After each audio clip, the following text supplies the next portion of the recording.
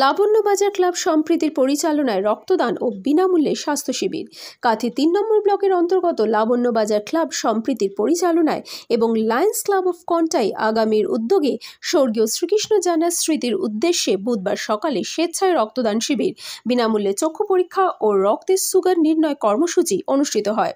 সার্বজনীন মহাবীর পূজা ও গ্রামীণ মেলা উপলক্ষে আয়োজিত এই স্বাস্থ্য শিবিরে শতাধিক মানুষ পরিষেবা গ্রহণ করেন। লায়ন্স ক্লাব পরিচালিত ভোলানাথ মেমোরিয়াল চক্ষু হাসপাতালের বিশিষ্ট ডাক্তারগণ চক্ষু পরীক্ষা শিবিরটি পরিচালনা করেন। রক্তদান সহ বিভিন্ন স্বাস্থ্য শিবিরের প্রয়োজনীয়তা তুলে ধরেন লায়ন্স ক্লাবের রুরাল ওয়েলফেয়ার কমিটির চেয়ারপারসন অজয় কুমার গিরি। উপস্থিত ছিলেন লায়ন্স ক্লাবের সভাপতি রামপদ জানা সহ অন্যান্য লায়ন্স সদস্যরা। সবাইকে ধন্যবাদ জ্ঞাপন করেন ক্লাব সম্প্রীতির সম্পাদক সৌমেন জানা, সভাপতি দীপক কুমার জানা, অনুপ জানা, সমীর বারিক, সুখদেব জানা সহ সমস্ত সদস্যরা। সেবা ও স্বাস্থ্য সচেতনতা বৃদ্ধিতে ক্লাব সম্প্রীতির অবদানকে আরও সুদৃঢ় করতে এই ধরনের উদ্যোগ বলে ক্লাব সদস্যরা জানিয়েছেন। দেখুন বিশেষ প্রতিবেদন।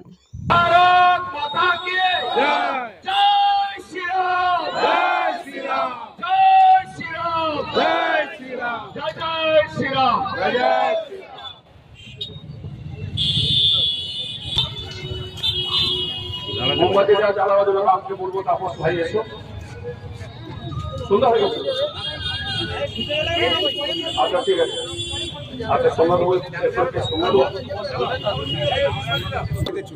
কিন্তু স্বপ্ন আমাদের দুঃস্বপ্ন হয়ে গেল। দিনের পর আমরা দেখতে পেলাম যে নামে এক শ্রেণীর লোক যারা রাষ্ট্রীয় সম্পত্তি ভাঙচুর করলো, ট্রেনের উপরে পাথর মারল, তাদেরকেও কিন্তু তৃণমূল কংগ্রেস শান্তির ছায়া দিল। আমরা দেখলাম কি ডায়মন্ড হারবারে শাহজাহানের বাড়িতে তাদের পিঠে করতে ডাকতো, সেখানেও কিন্তু আমাদের হিন্দু মা আমাদের ইজ্জত চলে গেছে। তখন আমাদের ঘুম ভাঙে না, আমরা মা ইজ্জতের পরোয়া করিনি।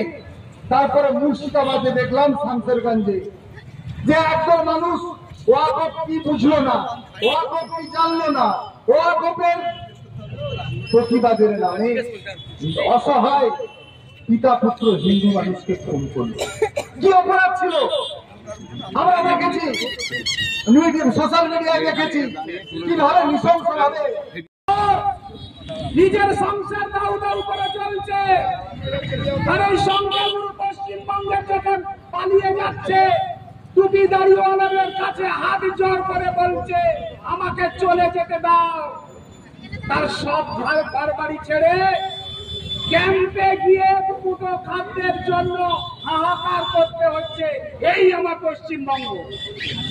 আমি বলতে চাই, যারা এই কথাটা বলছে, ধর্ম নিরপেক্ষতা, ধর্মীয় উদারতা যখন সংখ্যায় কম, তখন ধর্ম নিরপেক্ষতা, ধর্মীয় উদারতা, কমিউনিজম, ফুল মিষ্টি, আর যখন সংখ্যায় বেড়ে যায় তখন খুন, ধর্ষণ, ঘর বাড়ি জ্বালিয়ে দেওয়া, ইট বৃষ্টি, পতাকার আন্দোলন।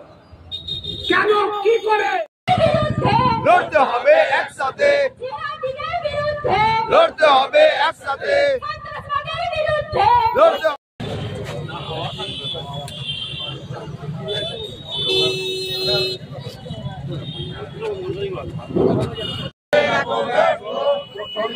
রক্ত হবে, হিন্দু মানুষের রক্ত হবে।